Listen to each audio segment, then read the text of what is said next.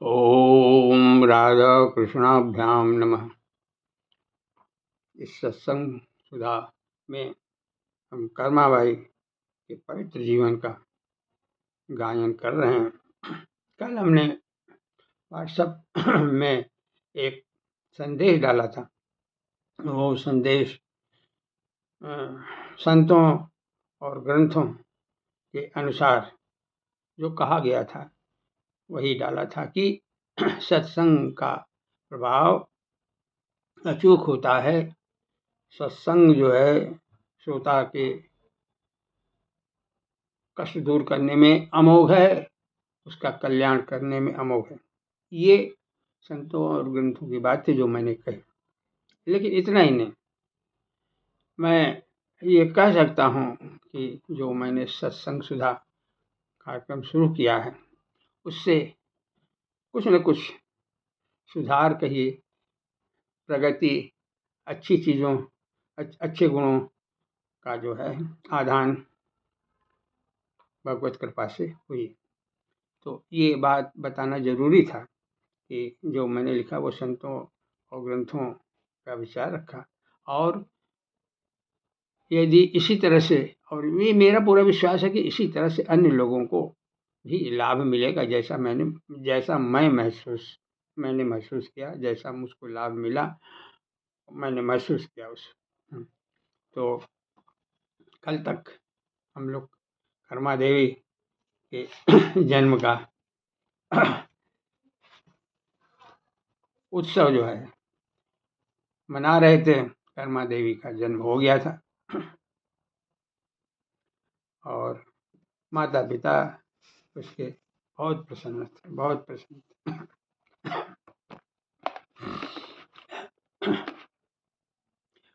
माँ बाप तो किसानी भी करते थे और भजन भी करते थे। बेटी को भी वही भजन सिखाया। क्या भजन? राम कृष्ण हरि भज, राम कृष्ण हरि, राम कृष्ण हरि भज, राम कृष्ण हरि, राम कृष्ण हरि भज, राम कृष्ण हरि, राम कृष्ण हरि भज, राम कृष्ण हरि।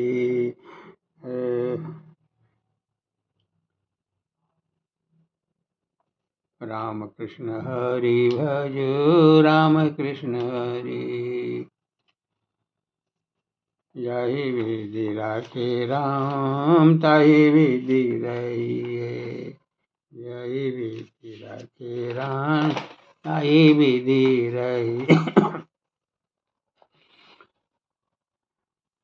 धन्यवाद निर्विवाद राम राम कहिए, यही विधि राखे राम ताही विधि रहिए।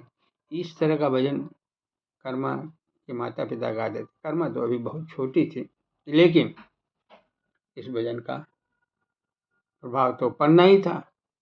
और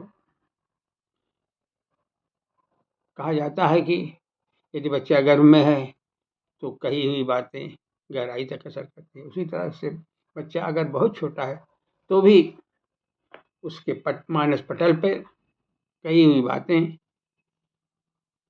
का जो है बहुत अच्छा असर पड़ता, अगर कही हुई बातें श्रेष्ठ कल्याणकारी है।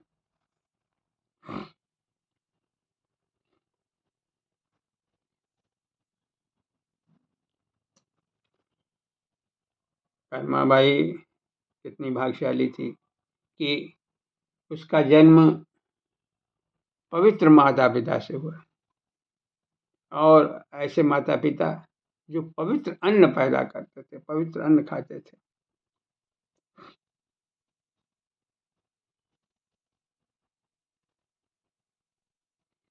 और धीरे धीरे वही भजन जो ये गाते थे उनके माता पिता, कर्माबाई भी गाने लगे।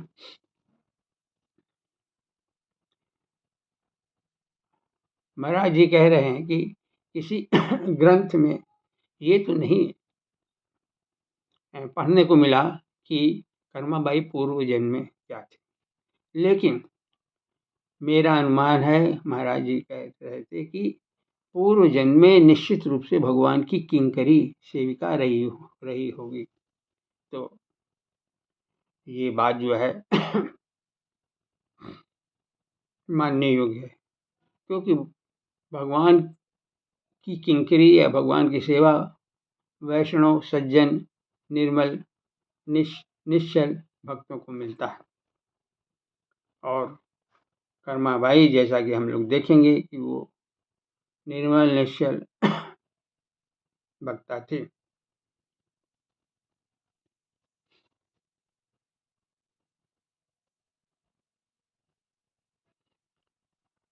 वो समय आ गया, क्योंकि समय बीतता है। कर्माबाई लगभग 5 वर्ष के हो गए। वो भी जो है, जो माता पिता भजन गाते थे वो गाने लगे। माता पिता के साथ जो है हर जगह जो है उनका साथ देती थी। घर के माहौल से तो बच्चे सीखते ही सीखते हैं। नहीं, बच्चों को जो सिखाया जाए वो तो सीखते हैं, उसके अलावा जो घर के माहौल में जो बच्चे देखते हैं उससे भी सीखते हैं। तो ये कर्माबाई का सौभाग्य था कि एक पुण्य आत्मा के घर जन्म ली थी। कर्माबाई खुद पुण्य आत्मा थी।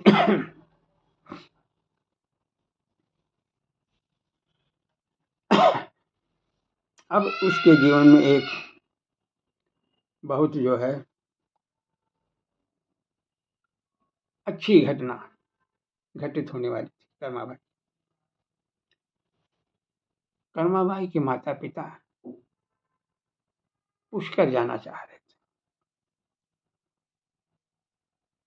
पुष्कर में कोई तीर्थ जो है कोई पर्व जो है पड़ने वाला था, इसलिए उनकी इच्छा थी कि पुष्कर जाएं।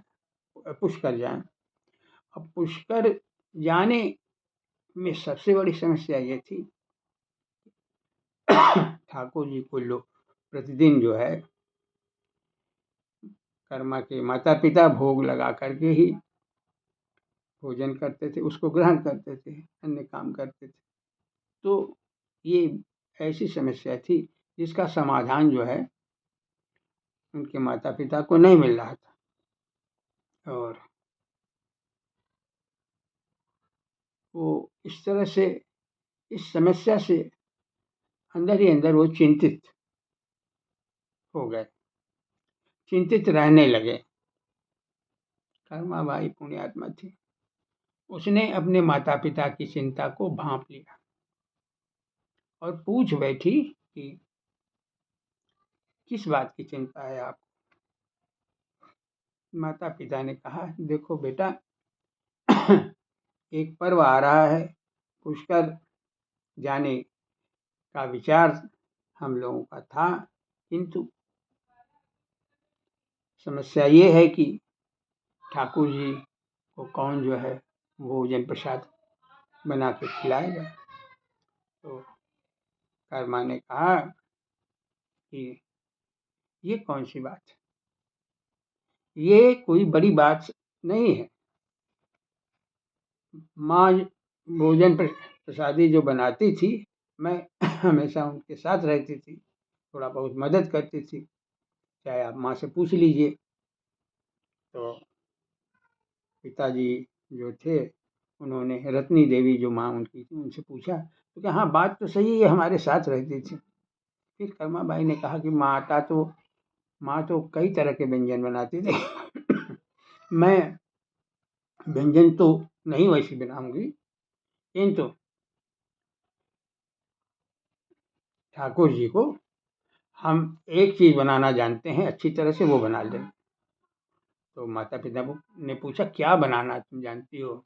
कहा मैं खिचड़ी बनाना चाहती, और ठाकुर जी को खिचड़ी बना के उनका भोग लगा दूंगी, आप लोग निश्चिंत होके जाएं। तो कुछ हिम्मत बनी माता पिता की।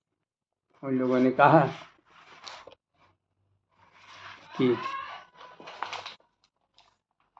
हम लोग आस पड़ोस में भी कह जाएंगे,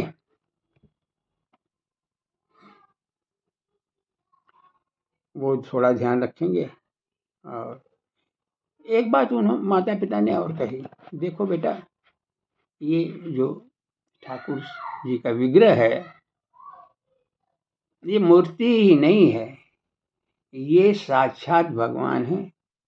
इनको जो इनको जो भोग लगाया जाता है, ये इसको ग्रहण करते हैं।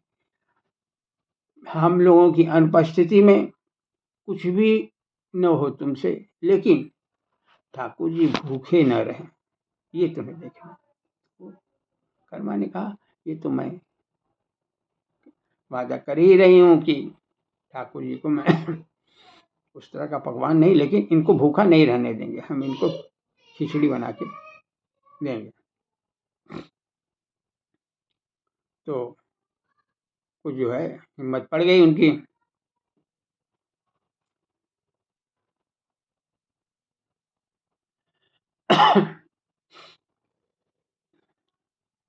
माँ रत्ना ने भी समर्थन कर दिया कि हाँ, ये साथ में तो रहती है, तमाम चीज़ें बनाते हुए देखती है, और ये भी कह रहे कि वो सब चीज़ें हम नहीं बनाएंगे, हम केवल जो है खिचड़ी बना करके भोग लगा देंगे।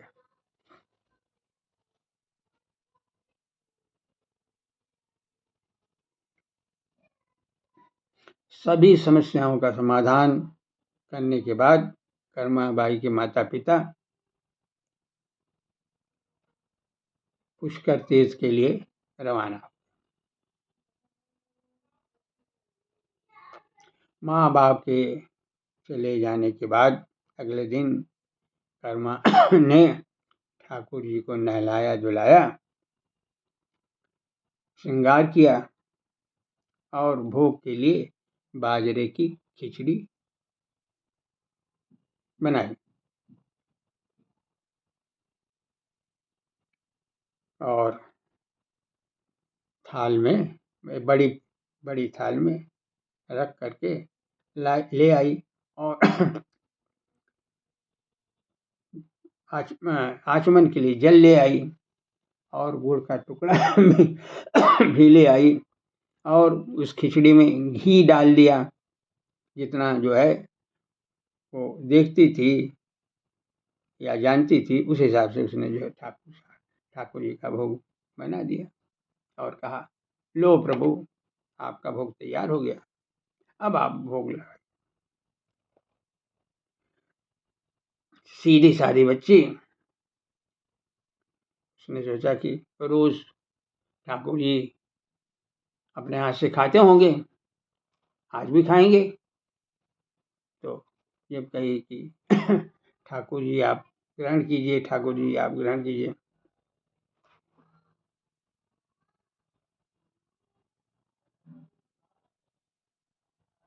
तो देखा कि ठाकुर जी ग्रहण नहीं कर रहे हैं। तो सोची क्या बात है। अचानक उसे याद आया कि खिचड़ी लगता है गरम है। देखिए, बाल सुलभ बुद्धि कि भगवान गरम गरम खिचड़ी कैसे खाए।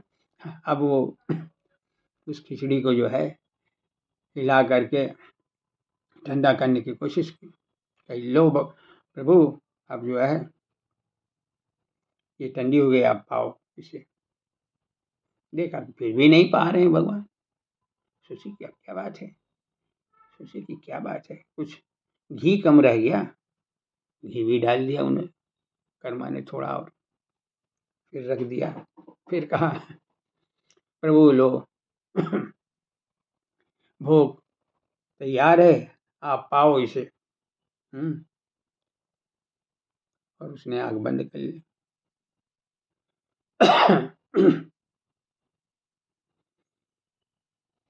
देखा वो भगवान नहीं पा रहे हैं।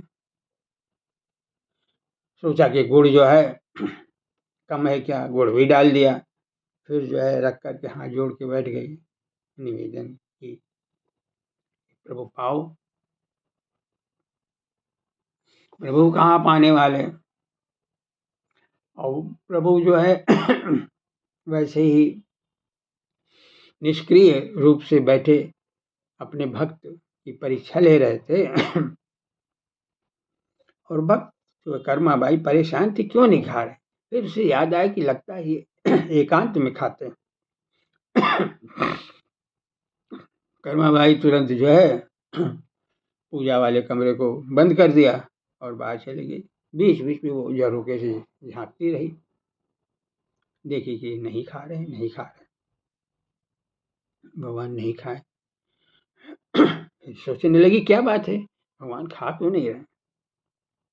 अच्छा, जाट तो थी, बीच बीच में उसको गुस्सा भी आया, अरे खाओ, नहीं खाओगे तो भूखे रह जाओगे। इस तरह से इसका भी आनंद भगवान ने लिया कि उसकी भक्ति जो किस तरह से। फिर उसने जो है पद्य में एक बात कही, बड़ा सुंदर पद्य है। उसने कहा, थाली भर के लाई रे खिचड़ी, ऊपर घी की बाट की। थाली भर के लाई रे खिचड़ी, ऊपर घी की बाट की। जीमो महारा श्याम घड़ी, जीमो महारा श्याम घड़ी घड़ी। तुम्हें जिमाए बेटी जाट की, जिमावे बेटी जाट की। जीवो महारा श्याम घड़ी, जिमावे बेटी जाट की। फिर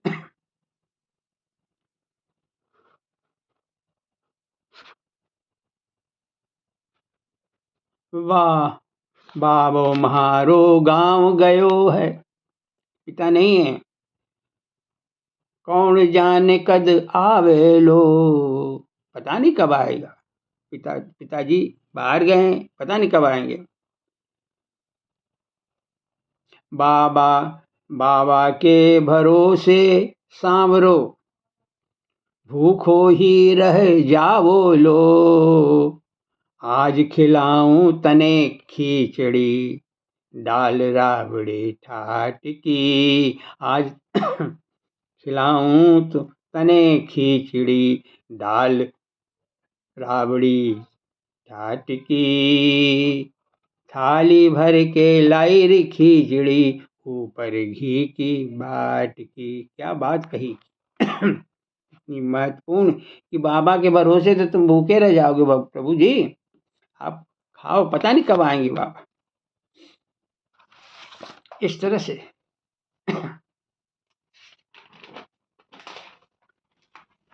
इतना तो गा गई। फिर उसे याद आया कि इसमें कमी क्या है, इसमें कमी क्या है, वो सोचने लगी। क्यों नहीं खा रहे। फिर याद आया कि अरे तुलसी दल तो डाला ही नहीं। गई बा तुलसी दल लाई, धोई उसको, खिचड़ी में, घी में, हर जगह उसने जल में तुलसी दल डाला और फिर जो है फिर वही निवेदन करने लगे, वही गीत गाने लगे।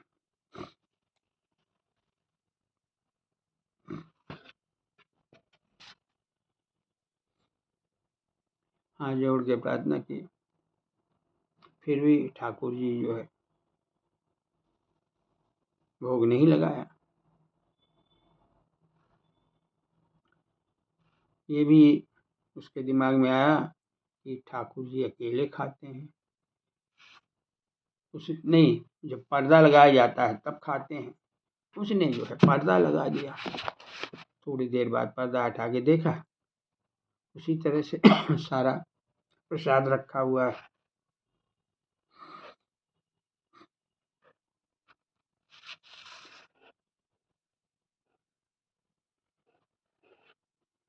तो इस तरह से कर्मा बाई भगवान को,